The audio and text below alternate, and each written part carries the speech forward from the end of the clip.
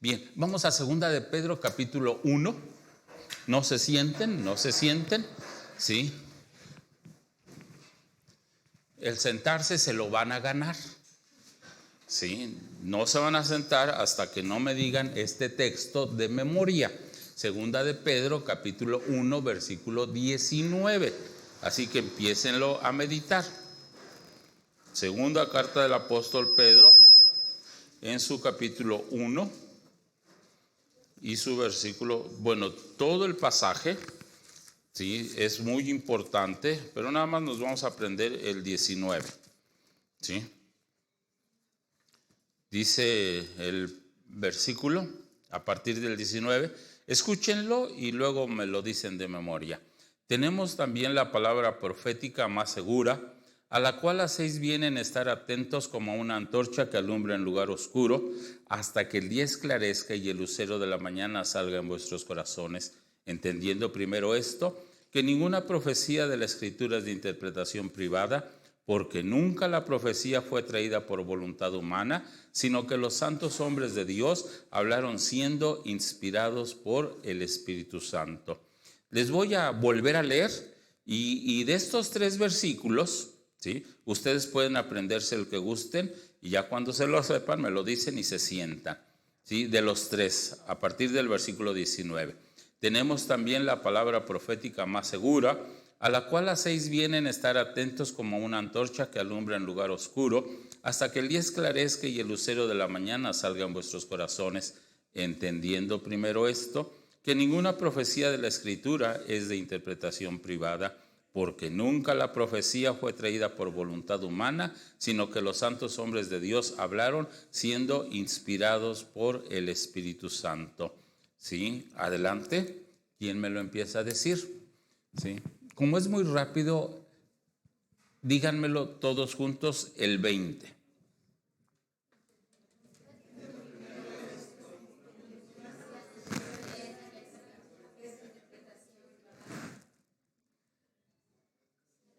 Adelante, a ver, ¿qué pasó? El 20, otra vez todos juntos, por favor, el versículo 20.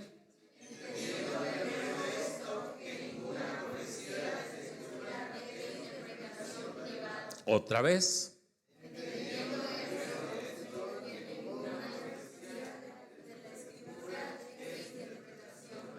Muy bien, ocupen su lugar y ojalá durante el día podamos aprender cualquiera de estos 3 versículos que son una hermosa experiencia. El día de hoy vamos a estudiar un poco sobre la profecía o escatología. Es profecía o escatología. Y propiamente, amados hermanos, es la enseñanza más importante de la vida cristiana. La profecía bíblica es considerada como la corona de la teología sistemática, lo que implica que es la parte más importante de la teología.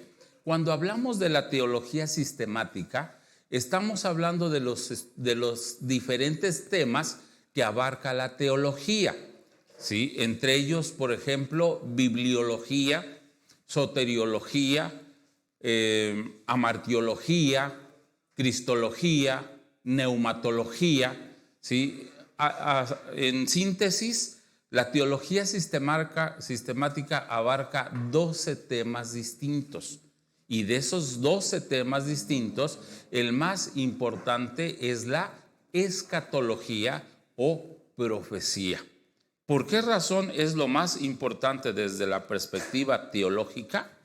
Porque la profecía bíblica, como corona de la teología, es la que nos expresa la voluntad de Dios. La profecía es importante porque nos expresa la voluntad de Dios. ¿Recuerdan lo que han leído ustedes? Porque nunca la profecía fue traída por voluntad humana, sino que los santos hombres de Dios hablaron siendo inspirados por el Espíritu Santo. ¿Qué fue lo que les inspiró a los escritores de la Sagrada Escritura? El Espíritu Santo, la voluntad de Dios. Pero ahora, debo de abrir un paréntesis en esto, ¿sí? Y aclararlo desde ahora. No es la voluntad de Dios las circunstancias que estamos viviendo. No es la voluntad de Dios el pecado, la inmoralidad, las enfermedades o el sufrimiento del hombre. No es esa la voluntad de Dios. La voluntad de Dios, la Escritura nos las enseña desde la perspectiva del propósito de Dios para nuestras vidas. Y de acuerdo a esto, vayan a Isaías 43. Isaías 43, y van a poder notar, todo el capítulo es hermoso, pero podemos enfatizar, por ejemplo, el versículo 1 y subrayenlo. ¿Sí? Yo soy un amante de subrayar la Escritura porque eso me ayuda un poquito más a entenderla. Y si pueden traer diferentes colores, háganlo. ¿Cuántos de ustedes predican en la congregación? A ver, levántenme la mano. Las jovencitas, qué bueno. ¿Sí? Esto les va a ayudar a poder sacar en claro lo que la Escritura es. A ver, vamos a hacer la primera prueba. ¿Sí? ¿Cuántos capítulos tiene la Biblia? ¿Qué pasó? A ver, Celeste y Fernanda. ¿Perdón? Bueno, no me digan los capítulos, díganme los versículos.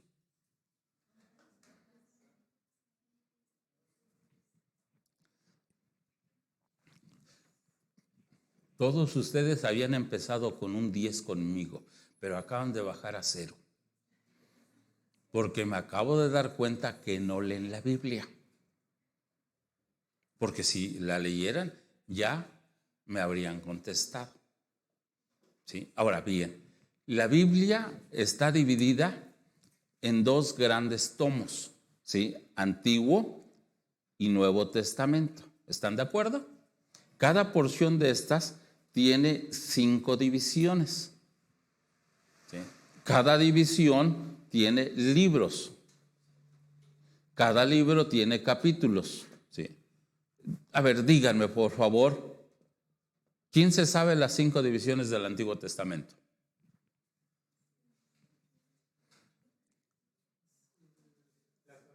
Bueno, sí.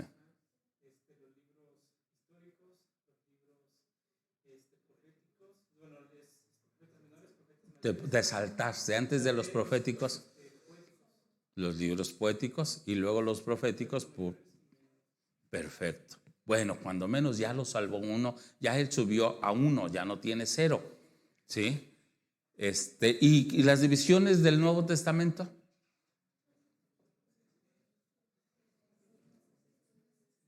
A ver, levántenme la mano, ¿quién me las dice?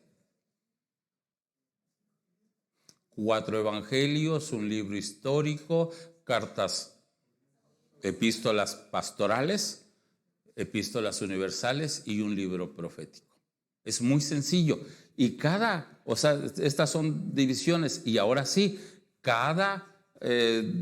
los libros están divididos en capítulos. La Biblia tiene 1189 capítulos.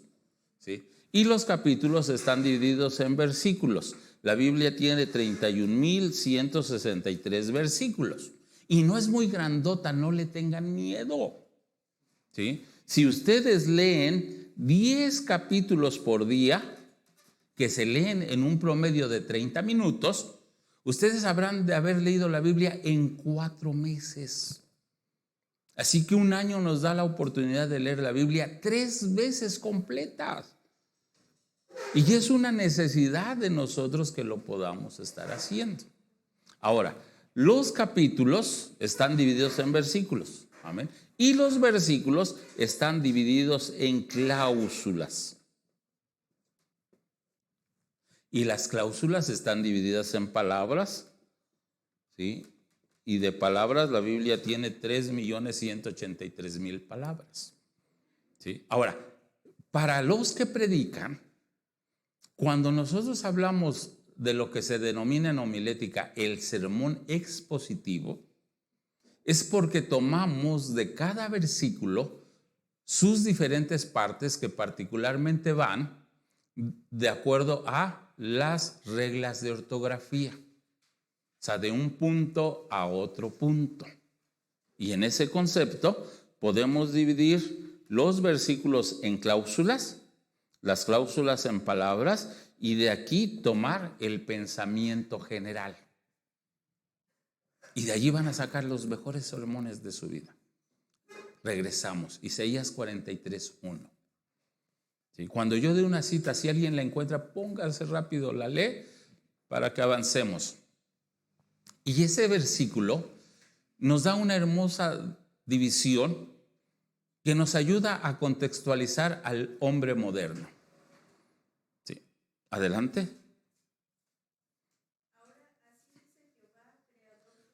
Universal.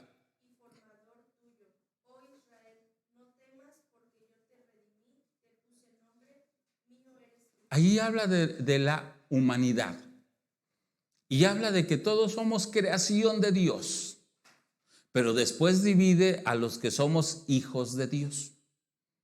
Cuando usa el término yo te redimí, e hijos de Dios solamente somos aquellos que hemos sido comprados y lavados con su sangre preciosa.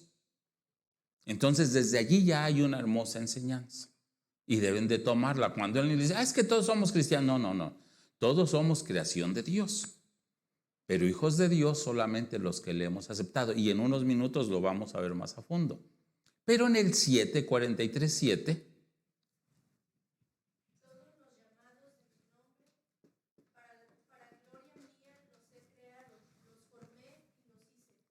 gracias.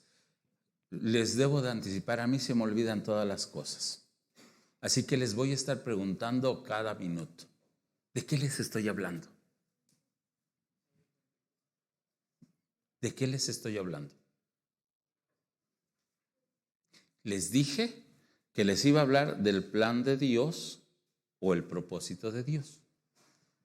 Y de acuerdo a Isaías 43:7, el propósito de Dios o la razón del por qué fue el ser humano creado es para vivir en comunión con Dios. Para gloria mía los he creado, los formé y los hice. Lo que implica que todo lo que estamos viviendo, de lo cual ustedes y yo somos testigos, hay que aclarar, no es el plan de Dios. ¿Sí? Porque la pregunta es, ¿y por qué Dios permitió la pandemia? ¿Y por qué Dios se llevó a mi mamá? ¿Y por qué Dios se llevó a mi papá? ¿Y por qué Dios permite que mi hermanito esté enfermo y tenga cáncer? Siempre le echamos la culpa a Dios en todo, pero no es Dios. Y eso hay que aclarar. Pero la Biblia lo enseña. Sí, pero no todo lo que la Biblia enseña. O sea, toda la Biblia, de acuerdo a lo que acabamos de leer, y regresen a 2 de Pedro 1. ¿Sí? ¿Qué dice el versículo 19?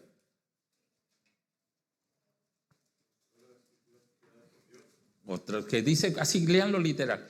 Toda la escritura es inspirada por Dios. A ver, literalmente léanlo. 2 de Pedro 1:19.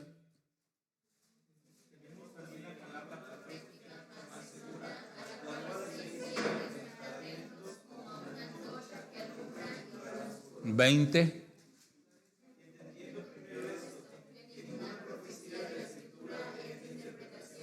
21.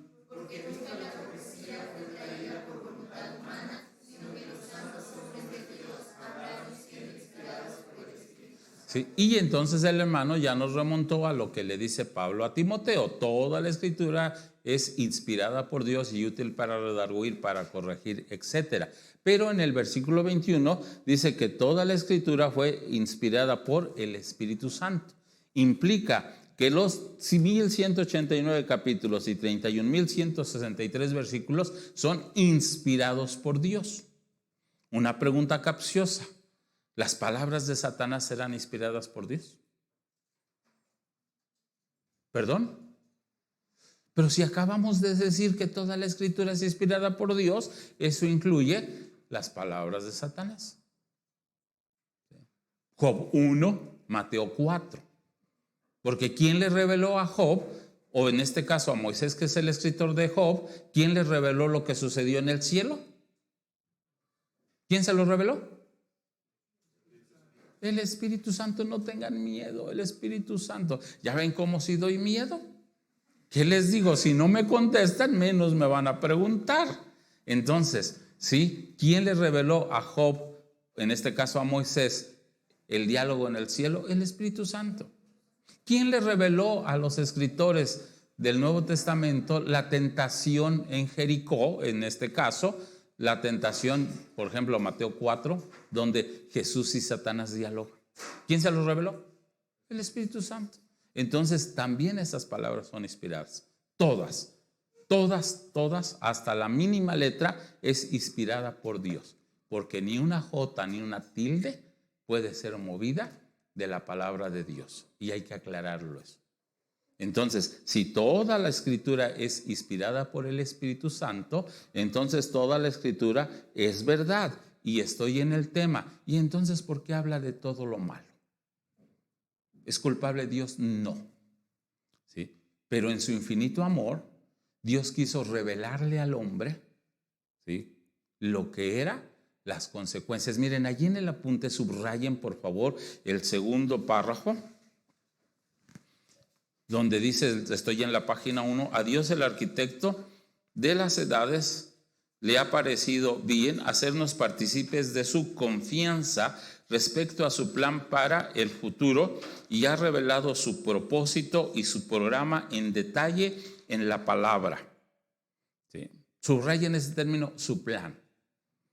Y ya aclaro, ¿sí?, aunque toda la escritura es inspirada por Dios, no todo lo que dice la escritura es consecuencia de Dios. ¿Quedó claro? No todo lo que dice la escritura es consecuencia de Dios, y lo vamos a contemplar. Entonces, ¿por qué es importante la profecía? Porque es la corona de la teología sistemática. Y porque la escritura, en este caso la profecía, nos revela el propósito de Dios. Nos revela el propósito de Dios o el plan de Dios.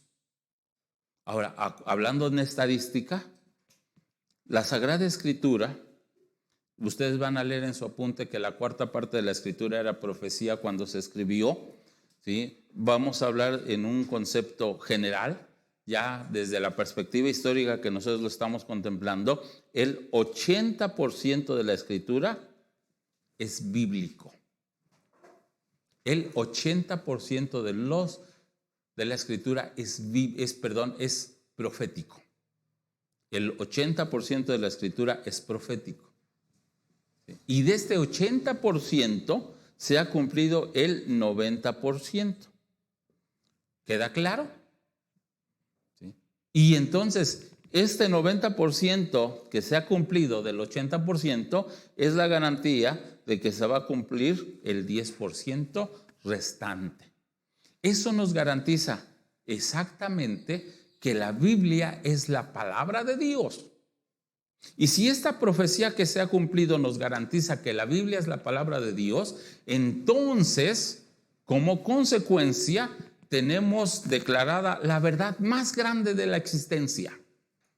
¿Cuál es esa verdad? La existencia de Dios. ¿Por qué la profecía es importante? Uno, porque nos revela la veracidad de la Sagrada Escritura.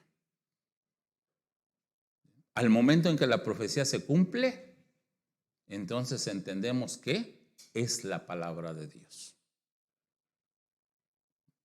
Y al mismo tiempo nos revela la propia existencia de Dios.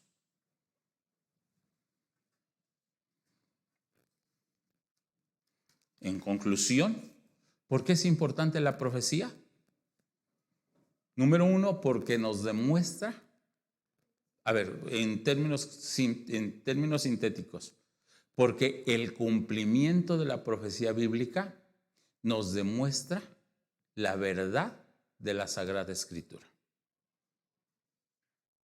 Porque el cumplimiento de la profecía bíblica nos demuestra la verdad de la Sagrada Escritura.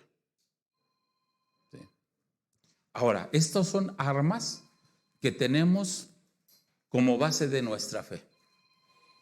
Todas las religiones son iguales. Todos dicen que tienen la verdad. ¿Sí? La diferencia es que nuestra verdad está en este libro y que nadie puede discutir con este libro que es excelso sobre cualquier otro escrito. ¿Sí? ¿Por qué? Porque la profecía bíblica se cumple. Y ustedes y yo tenemos el privilegio de ser una generación en el que se está cumpliendo la profecía ante nuestros propios ojos. Y entonces, si nosotros vemos que la profecía se está cumpliendo, entonces este libro es verdad. Y si este libro es verdad, entonces es cierto que Dios existe. Porque no habría otra manera de explicar que este libro se esté cumpliendo, sino solo declarar lo que ya hemos leído. ¿Sí? Que la palabra bíblica es segura. Tenemos también la palabra profética más segura, a la cual hacéis bien en estar atentos como una antorcha que alumbra en lugar oscuro. Si nosotros los cristianos somos los primeros en darles la importancia a esta palabra profética y la creemos, entonces nuestra vida es totalmente diferente. Regresen a 2 de Pedro 1:19. Ahora, extráiganme lo más importante de allí. A ver, Fer, 2 de Pedro 1:19. Si me lo puedes más que leer, así como explicar, te lo agradezco. Tenemos también la palabra profética más segura. ¿Qué nos está diciendo de la profecía? ¿Qué es lo más seguro que podemos encontrar? ¿Qué es la que nos da seguridad? ¿Cuál debe ser nuestra actitud ante esta palabra profética? ¿Qué dice la segunda cláusula? ¿Qué es la actitud que debemos de asumir en cuanto a la profecía bíblica? Estar atentos. ¿Por qué? ¿Sí? Pedro, que por cierto fue su última carta que escribió, la debió de haber escrito en febrero del 68. Pedro murió junto con Pablo el 29 de junio del año 68 después de Cristo, estaba en la cárcel, ¿sí? Y unos meses antes escribió esta hermosa carta, la primera y la segunda, y lo dice tal cual, porque yo ya estoy para ser sacrificado. Lo mismo que Pablo nos dice en su segunda carta de Timoteo, que fue la última carta que escribió en el capítulo 4, ¿sí? He acabado la carrera, he guardado la fe. Pedro lo hace desde esa perspectiva. Y allí nos dice a nosotros, estén atentos a la palabra profética. ¿Sí? Y esa atención nos debe de llevar. ¿Qué versículos de la Biblia estaríamos viviendo en estos momentos desde la perspectiva profética? ¿Quién me lo dice?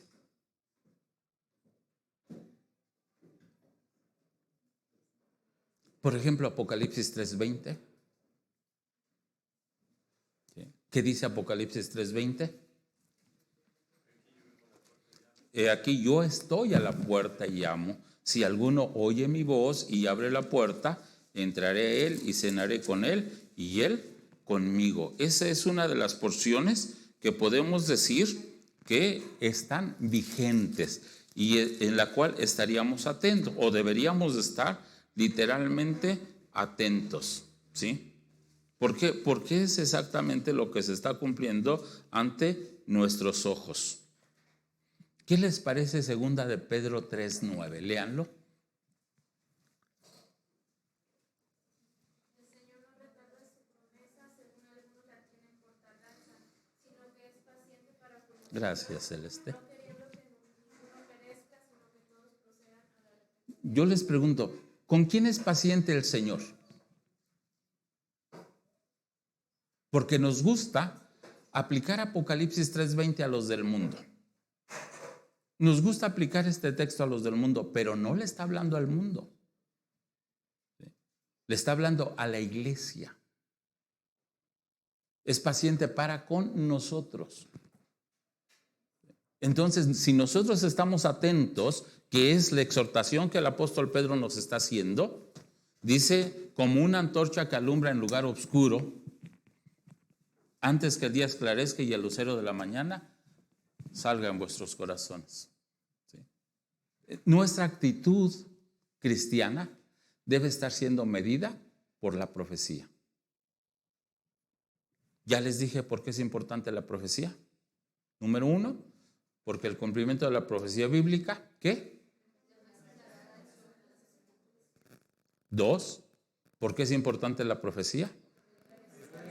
Porque el cumplimiento de la profecía bíblica demuestra la existencia de Dios. Y eso es importantísimo.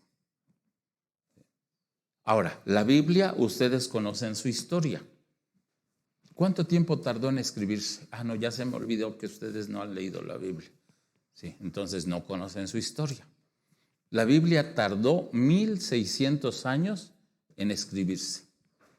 ¿De cuándo a cuándo?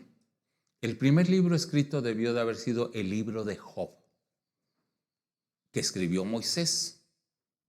Ahora, Moisés tiene 3 periodos en su vida de 40 años. Sus primeros 40 años en el palacio, su segundo 40 años en el desierto, es decir, cuando él se fue a la tierra de Madián, y después cuando regresó con el pueblo ya bajo las órdenes del Señor. Bueno, Moisés escribió el libro de Job en su segundo periodo de 40 años. Esto fue ya en la tierra de Madián. Eso nos sitúa que entonces el libro de Job debió de haber sido escrito en el año 1580 antes de Cristo. Hay variaciones en las cronologías. Y el último libro escrito de la Biblia es el libro de Apocalipsis, que se debió de haber escrito en el año 96. Se cierran los escritores bíblicos o los exegetas bíblicos en la escritura de Job en el año 1500 y la escritura de Apocalipsis en el año 96. Entonces dicen, la Biblia se escribió en un periodo de 1600 años. Lo hizo por más de 40 escritores diferentes de todas las culturas, vamos a decir. Desde un hombre muy humilde, un pescador indocto como Pedro, a un hombre sabio como Pablo, y fueron ocupados todos de acuerdo a la inspiración del Señor. Pero todos, aunque no se conocieron, mantienen una hermosa unidad, porque la Biblia no tiene contradicciones. Y eso nosotros tenemos que defenderlo totalmente. Si yo creo que la Biblia es la palabra de Dios, entonces yo debo dar mi vida por la Sagrada Escritura. Si yo no creo que es de Dios, entonces no voy a dar nada. ¿Por qué creen que la vida cristiana o la historia de la iglesia cristiana está sembrada de mártires? Porque cuando conocían la Biblia, ellos adquirían identidad.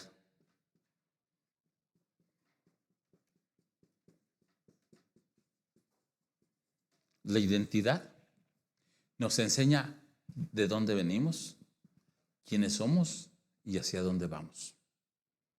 Cosa que muchos de nosotros como cristianos no sabemos. ¿Y por qué no la sabemos? Porque no hemos leído la Escritura. Pero el proceso de la Escritura no solamente su lectura. Sí. Miren, vayan a capítulo 17 de Deuteronomio, a partir del versículo 14, váyanse hasta el 18.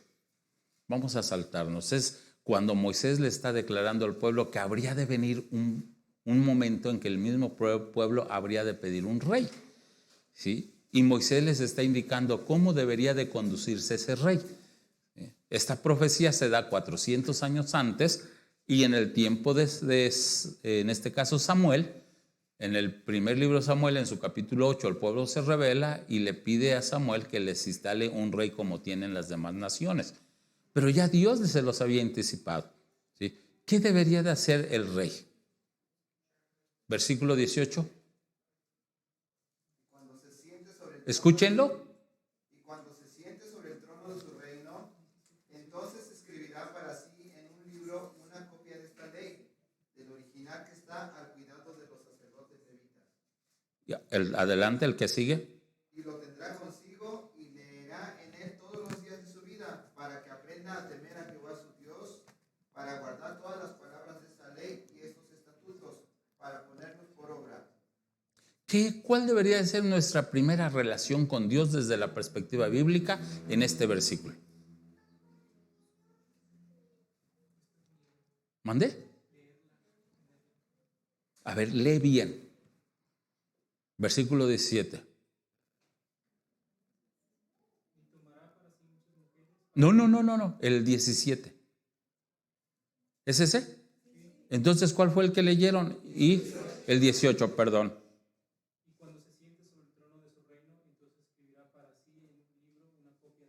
Ahora, te pregunto, hijo, ¿cuál es la primera relación que debe de haber?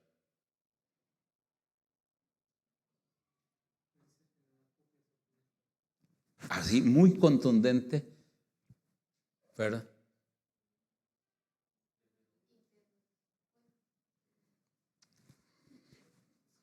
¿Quién me lo dice? A ver, hermano. Dice, escribirá para sí.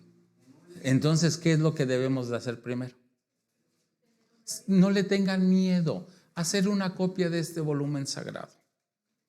Porque en la medida que nosotros lo hacemos, dice, escribirá para sí una copia de este libro sagrado. ¿Qué iba a traer la escritura de ese libro? Sí, que una vez que él hiciera su escrito propio, él la iba a tener consigo todos los días de su vida e iba a leer en ella.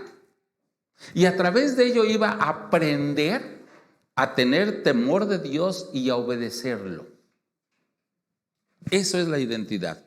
Aprender a tener temor y obedecer. Y desde allá se expresan los tres grandes peligros del cristianismo. ¿Quién me enseña o quién me dice cuáles son los tres grandes peligros del cristianismo?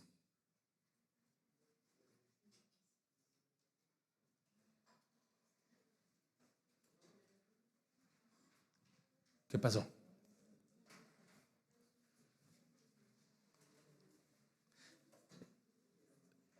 Los predicadores de antaño decían las tres Fs del cristianismo: las faldas, la feria y la fama.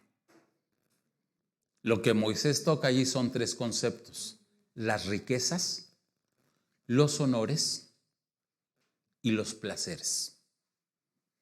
Y para que el hombre no caiga en esa tentación, tiene que escribir y leer la Biblia todos los días. Todos los días. Porque eso es lo que le va a dar identidad. ¿Sí? Pero si nosotros no la leemos, entonces no tenemos identidad. Y por eso jugamos con nuestra propia vida cristiana. ¿Qué es importante también? Después de la identidad es importante la convicción. ¿Cómo se obtiene la convicción? Vean cuál es el fracaso de nuestra generación. ¿Por qué razón el cristianismo, lejos de estar creciendo, está viniéndose abajo?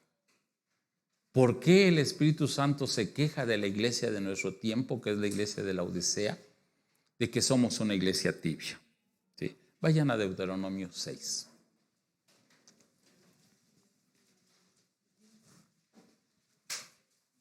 Deuteronomio capítulo 6. Versículo 6, a ver quién lo lee. Y estas palabras que yo te mando hoy estarán sobre tu corazón. Lo primero que tenemos que hacer, una vez que nosotros, yo como papá, ¿sí? Ya escribí mi copia y ya la leo. Esto me va a traer identidad y va a ser producto, o estos dos conceptos me van a llevar a amar. Uy. Bueno, ahorita no se preocupen, ahorita se levanta. ¿Sí? Me va a llevar a amar la palabra de Dios. Y si yo amo la palabra de Dios, ¿qué voy a hacer? Versículo que sigue. Y las repetirás a tus hijos y hablarás de ellas estando en tu casa y andando por el camino y al acostarte y cuando te levantes. ¿Se dan cuenta qué hermoso? Es el método pedagógico por excelencia, la repetición. Lo primero que debe hacer cualquier mujer cuando se entera que está esperando es darle gracias a Dios por el bebé que viene en su vientre y empezarle a leer la Biblia. Todos los días, todos los días. El bebé nace y antes de dormir mamá y papá le leen la Biblia. De acuerdo a la tradición judía, los padres le tienen que leer la Biblia a los hijos hasta los 13 años. Y lo que nosotros en México hacemos una fiesta de 15 años que no existe en la Biblia, y la única relación espiritual que tenemos es lo que los judíos hacen, que le llaman bar mitzvah, que es la fiesta de la responsabilidad. Consiste en que ese día papá lo lleva al muro de los lamentos o al lugar sagrado que ellos tengan de acuerdo al país y le entrega una copia de la Biblia. Y a partir de ese día, el hijo tiene la responsabilidad de leer la Biblia todos los días de su vida. Pero papá ya amó la Biblia.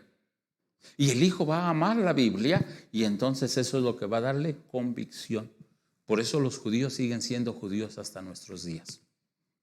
Porque tienen identidad, tienen convicción. Pero si nosotros no leemos la Biblia, ¿cómo se las vamos a leer a nuestros hijos? Si hoy lo que hacemos es darles un celular y por eso están medio atarantaditos. Bueno, yo hablo de los que tengo allá, o no de ustedes, perdonen, no me vayan a correr a patadas ahorita, no, yo estoy hablando de los de mí, yo soy pastor también, ¿sí? ¿Por qué? Porque no tenemos estos dos elementos. ¿Sí? La conjugación de estos dos elementos nos da lo que se llama un tercer elemento, que es el compromiso. La identidad y la convicción nos da compromiso. Estamos comprometidos con Dios. Estamos comprometidos con nosotros mismos, estamos comprometidos con la familia, estamos comprometidos con la iglesia y estamos comprometidos con la sociedad. ¿Sí? Y cuando digo estamos comprometidos con Dios, es porque entonces vivimos en comunión con Él. Oramos todos los días. Todos los días. Leemos la Biblia todos los días. Eso es la comunión. Y cuando digo orar, hermanos, ahí entra la adoración, la confesión, la intercesión, la gratitud. ¿Sí? ¿Por qué? Porque eso es lo que nos va a dar el compromiso. Estamos comprometidos con nosotros mismos. Y el compromiso personal me lleva, número uno, a ser íntegro. Totalmente íntegro. Eso implica que si yo trabajo para alguien, no voy a trabajar para un patrón, sino que estoy trabajando para el Señor. ¿Se acuerdan el trabajador más íntegro que la Biblia nos menciona? ¿Quién creen que fue? José. ¿Sí? El capítulo 39 de Génesis nos revela que Potifar era su amo, un pagano. ¿Sí? Pero Potifar vio que Dios estaba con José. José no ganaba un sueldo. Él trabajaba por el techo y la comida y sin embargo era íntegro. Porque a quien le estaba sirviendo es a Dios. Entonces una persona que tiene compromiso con Dios vive en comunión con Él, pero también es íntegro consigo mismo. Y entonces hay un crecimiento personal. Esa integridad personal me va a llevar a ser un buen hijo, un buen esposo, un buen padre, un buen cristiano, un buen trabajador. Tenemos compromiso con Dios, con nosotros mismos, con mi familia. Si yo soy padre, yo voy a ser el sacerdote de mi hogar, el líder de mi casa, el proveedor de mi familia. Porque eso es ser cristiano. Si yo soy esposo cristiano, voy a ser semejante a Jesús. ¿Se acuerdan lo que dice Jesús con relación a la esposa? Dice, maridos, amad a vuestras mujeres así como Cristo amó a la iglesia y se entregó por ella para santificarla, habiéndola purificado en el lavamiento del agua por la palabra, a fin de presentársela a sí mismo una iglesia gloriosa que no tuviese mancha ni arruga ni cosa semejante, sino que fuese santa y sin mancha. Pablo concluye este mensaje diciendo, porque nadie aborreció jamás a su propia carne, antes bien la cuida y la sustenta como Cristo a su iglesia. Un esposo cristiano no ofende a su esposa. ni siquiera le dice gorda, porque es una ofensa. Antes bien, la cuida y la sustenta, porque el hombre es la presencia de Dios en el hogar. Pero si no tenemos esto, entonces no somos cristianos, somos machos. Y hacemos que la esposa nos sirva la comida. Un hombre jamás va a atender una cama porque se le cae, ¿sí? Le sale una hernia. Sí, eso no es ser cristiano. Porque el compromiso es con Dios. Y a quien yo tengo que demostrar es a Dios. Todo eso me lo va a dar la Biblia. ¿Por qué? Porque la Biblia es la palabra de Dios. ¿Y se acuerdan qué dice Hebreos 4:12? Es viva y eficaz y más cortante que toda espada de dos filos. Eso es lo que va a producir la Biblia. No la conocemos, no tenemos ese amor para ella, entonces no va a producir nada. Nos vamos a alimentar de lo que hoy está sucediendo en las redes, nos vamos a alimentar de lo que vemos en la televisión, y entonces nuestro carácter, nuestra cultura es del mundo, no de Dios. Y no hay crecimiento. Les dije que tenemos compromiso con Dios, con nosotros, con la familia, con la iglesia. Somos fieles a la iglesia. Amamos nuestra iglesia. ¿Sí? Cooperamos en la iglesia. ¿Por qué? Porque al final es allí donde demostramos nuestro amor al Señor. La iglesia es la única institución oficial que Dios puso para mostrar mi amor a Él. Por eso son los cultos. Pero también para mostrar mi servicio a Él.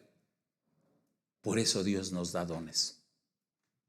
Y es la iglesia donde tenemos ese privilegio. Por eso la amamos. Porque es aquí donde podemos demostrar que somos cristianos. Y tenemos compromiso con la sociedad. Y en la sociedad damos ejemplo y testificamos. Porque al final, la única razón del cristianismo es una transformación. Pedro dice, somos real sacerdocio para anunciar las virtudes de aquel que nos llamó de las tinieblas a su luz admirable. La ignorancia de la Escritura nos lleva a no orar, a no leer la Biblia, a no testificar del Señor y en forma práctica a ni siquiera saber con certeza si somos cristianos o qué dones tenemos. Pero el conocimiento de la profecía nos va a ayudar a crecer en esa perspectiva. ¿Por qué? Porque el conocimiento de la Biblia nos va a hablar de la unidad, de la confiabilidad. O sea, la Biblia se mantiene como una unidad a pesar del tiempo y de los 40 escritores. Eso la hace confiable, y entonces cuando la Biblia se cumple, no solamente tenemos la unidad y la confiabilidad, sino también la veracidad.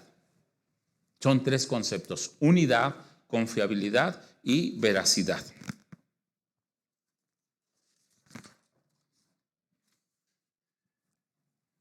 Y vienen como consecuencia del conocimiento bíblico. Menciónenme tres cosas, ya se las dije, que debe ser nuestra relación con Dios a través de la Biblia. ¿Cómo te llamas? ¿Cómo? Simé. Así nada más. Estás entre Celeste y Fer. Entonces, Simé. Bueno, ya Simé dijo una. Bueno, leyó una porque al final ni me la dijo. ¿Cuál debe ser nuestra relación? Aquí ya marcamos tres cosas. Número 1, escribirla. Número 2, escucharla. Y las repetirás a tus hijos. Bueno, yo no tuve el privilegio de que mis padres me la explicaran porque yo me convertí hasta los 20 años, mis padres no eran cristianos. Pero hoy podemos escucharla sin ningún problema. Para eso son los celulares, y si Dios permitió la tecnología fue para que usted y yo vivamos en comunión con Él, no para que nos alejemos de Él. Y uno de los usos más extraordinarios del celular es cuando usted agarra su Biblia y la está escuchando. Y si ahorita hago una redada de celulares, me voy a desengañar de muchos de ustedes que ni Biblia traen en él. Cuando lo que debería de ser, en vez de que traigan TikTok o Instagram, hasta Face, deberían de traer la Biblia. Y en vez de estar investigando qué dice Chonita, deberían de estar investigando qué dice Pedro. Y sus vidas estarían creciendo mucho.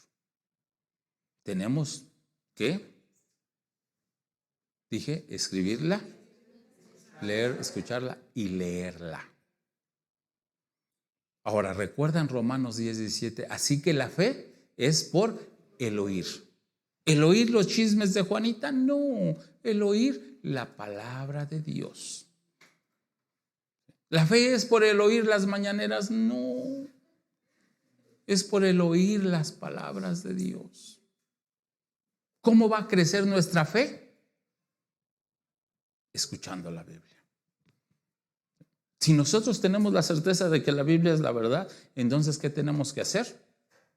Escribirla, escucharla, leerla y compartirla. Son 4 cosas. Ahora, la grandeza de esto, vayan a Esdras 7:10. Esdras 7:10. Parte de la iniciativa propia.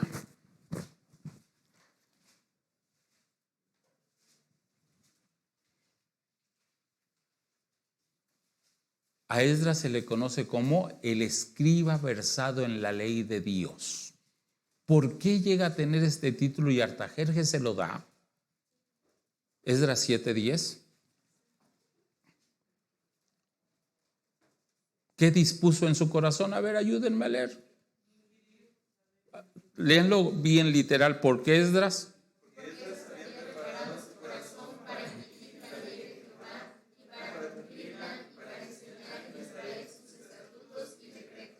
Cuando nosotros tenemos eso, entonces hay esto en nuestras vidas.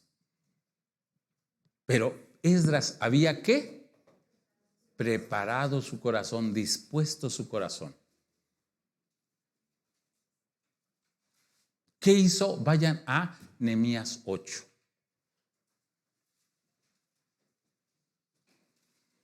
Les dije que hicieran sus apuntes sobre los manuales y estoy viendo que lo están haciendo sobre otras libretas. No, para la otra mejor lleno el apunte de apuntes, ¿verdad? No, háganlo en una sola. Esdras 8. Fer, ayúdame a leer. Nehemías 8, sí. Escúchenlo, por favor. Ahora van a saber por qué tenemos una plataforma, por qué tenemos un púlpito. Venido el mes séptimo, los hijos de Israel estaban en sus ciudades, y se juntó todo el pueblo como un solo hombre en la plaza que estaba delante de la puerta de las aguas, y dijeron a Esdras el escriba que trajese el libro de la ley de Moisés, la cual Jehová había dado a Israel. Y el sacerdote Esdras trajo la ley delante de la congregación, así de hombres como de mujeres y de todos los que podían entender, el primer día del mes séptimo. Y leyó el libro delante de la plaza que está delante de la puerta de las aguas, desde el alba hasta el mediodía, en presencia de hombres y mujeres y de todos los que podían entender. Y los oídos de todo el pueblo estaban atentos al libro de la ley. Y el escriba Esdras estaba sobre un púlpito de madera que había hecho para ello. Y junto a él estaba Matatías, Sema, Ananías, Urías, Adelante. Hilcías y Amasías. A su mano derecha, y a su mano izquierda, Pedaías, Misael, Malquías, Hasum, Hasbadán. Adelante. Sí. Zacarías y Mesulam. Abrió pues Esdras el libro a los ojos de todo el pueblo, porque estaba más alto que todo el pueblo, y cuando lo abrió, todo el pueblo estuvo atento. Bendijo entonces Esdras a Jehová, Dios grande, y todo el pueblo respondió, amén, amén, alzando sus manos, y se humillaron y adoraron a Jehová, inclinados a tierra. Y los levitas, Jesúa, Bani, Serebías,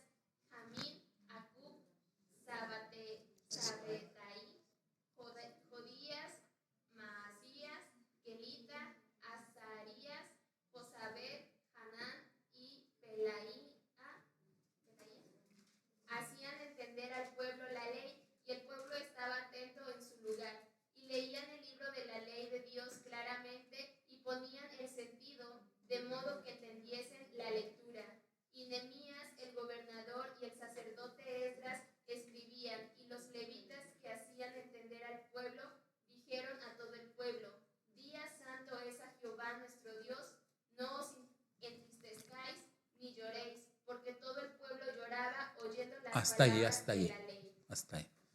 Si analizamos ese relato, van a ver, es hermoso. Esdras estaba en un púlpito de madera que hizo especialmente para eso, estaba más alto que los demás.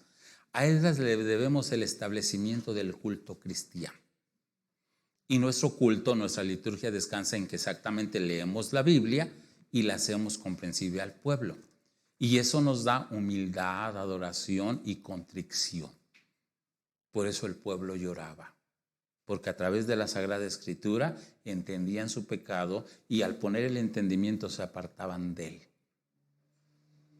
Es profundo, pero es una cosa hermosa. Todo empezó cuando Esdras se dispuso o propuso en su corazón conocer la ley de Dios. Todo cambia y empieza en esto.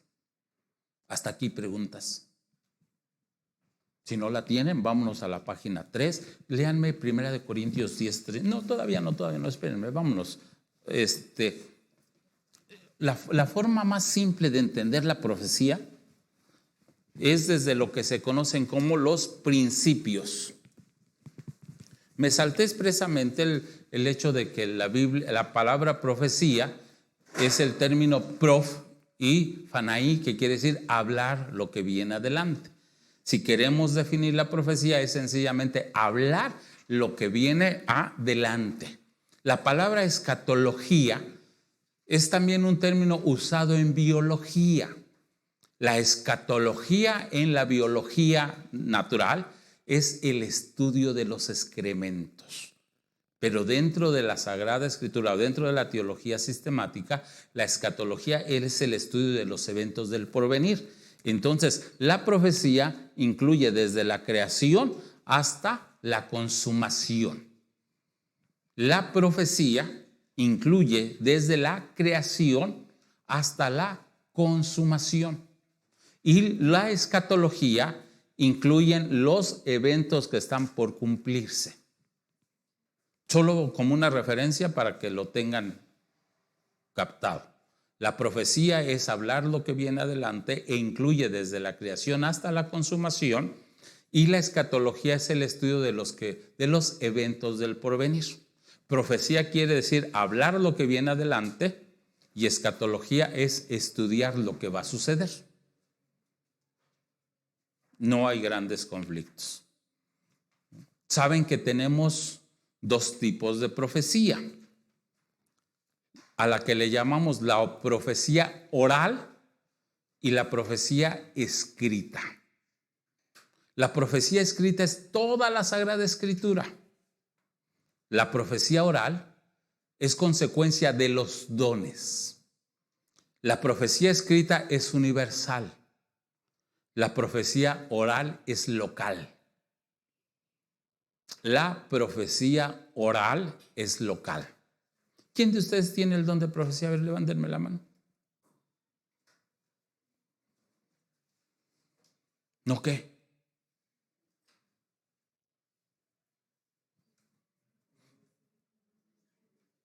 Sí hay quien, pero que no lo sepa es otra cosa.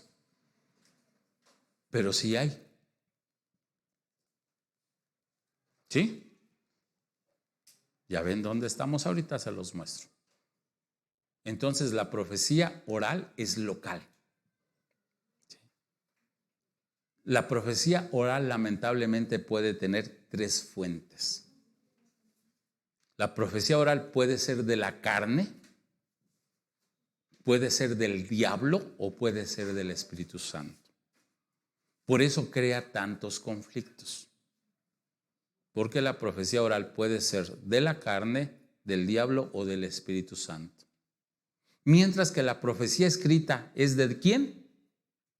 Porque nunca la profecía fue traída por voluntad humana, sino que los santos hombres de Dios hablaron siendo inspirados por el Espíritu Santo.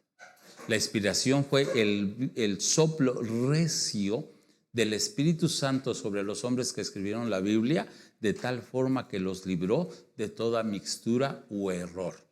Y por eso les dije hace rato, la Biblia no tiene errores, porque fue inspirada por el Espíritu Santo. Mientras que en la iglesia local se puede estar hablando de la carne Se puede estar hablando del diablo, que es muy común porque lo que el diablo quiere es destruir a la iglesia y lo hace a través de, ¿sí?, usar a gente que aparentemente tiene este don y destruir las iglesias. Porque al final la obra del diablo es robar, matar y destruir. Y ese es el peligro. ¿Alguna pregunta? No la tienen. Bueno, ya les enseñé lo de 6 meses. Vámonos entonces a los principios, ¿sí? El principio más importante de la profecía bíblica se conoce como dispensacionalismo. Dispensacionalismo.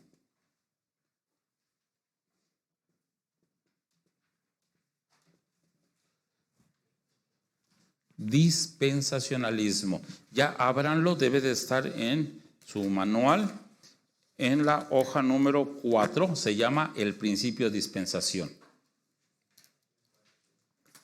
Página 4, el principio del dispensacional.